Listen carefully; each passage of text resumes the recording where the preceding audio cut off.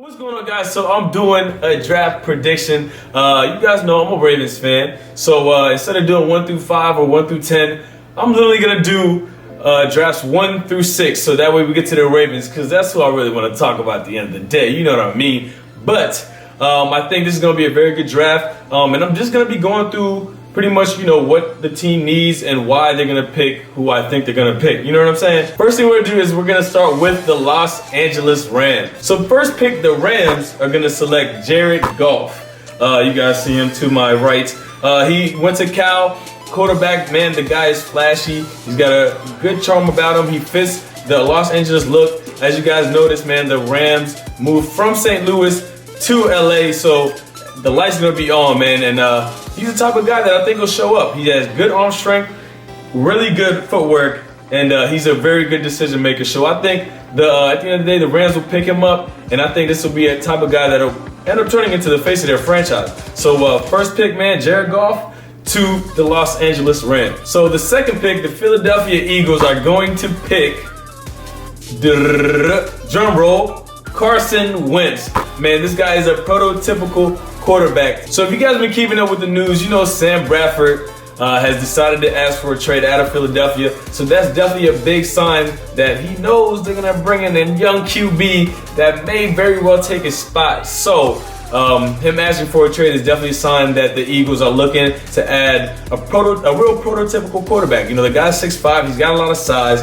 He's got a strong arm, and I think that's what the Eagles are looking for, a fresh, new face, somebody that's going to take the franchise over and take over that quarterback position. And he might not play right away. You know, when they drafted Donovan McNabb, second overall pick, he actually didn't even play that much. So until later on in the season. So I think he's a guy they're going to bring in. They're going to, let him take his time. What I say is marinate, let him cook up a little bit, get some confidence, and then they're going to throw him out on the field, just like they did Donovan McNabb. So I think history will repeat itself. And I think at the end of the day, he will turn out to be a very good, solid quarterback. And now the third pick going to the San Diego Chargers. Shout out K-Man, that's his favorite team. So I had to give a shout out to him. Basically though, the Chargers did sign 2 defensive backs. So they really don't need that position anymore. So I think we know with them having Phillip Rivers, obviously, they're definitely gonna draft offensive tackle. Now, what I'm thinking is, I think they're gonna draft Laramie Tunsil out of Ole Miss. The guy is a huge impact guy. He's gonna come in right away and do his job, and that's protect the QB. So third pick, man, Laramie Tunsil out of Ole Miss.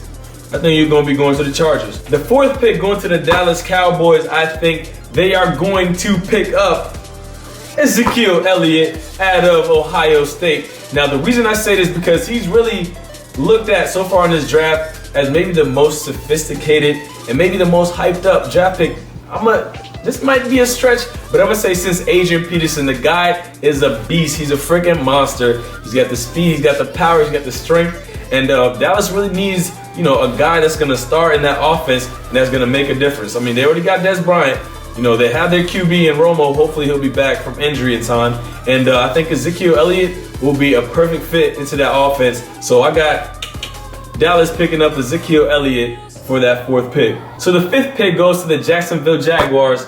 And, if you've noticed, if you've been keeping up with the news, Gus Bradley has done a great job, bringing in defensive guys, Prince Akamara and Tashawn Gibson, just to strengthen that defense. And I think they're going to pick up Jalen Ramsey from Florida State, a defensive back. The guy is one of those guys that you could put him in right away and he'll be a strong defender, somebody who's going to step up those wide receivers. And, look out for Jacksonville's defense next year, man. I think they're going to be a problem. So that means the sixth and final pick for today goes to, you already know what the team is.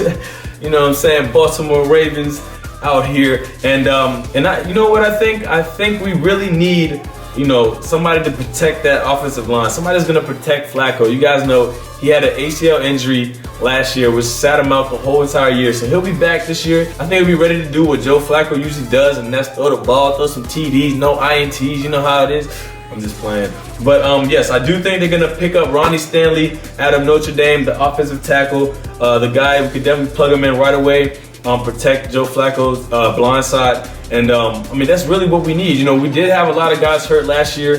This year, we're hoping to keep everybody healthy and revamp the whole offense, whole defense. And hopefully we'll be back to our winning ways. Because last year, I'm glad it's over because for us Ravens fans, it was kind of embarrassing. You know what I'm saying? So that's pretty much it.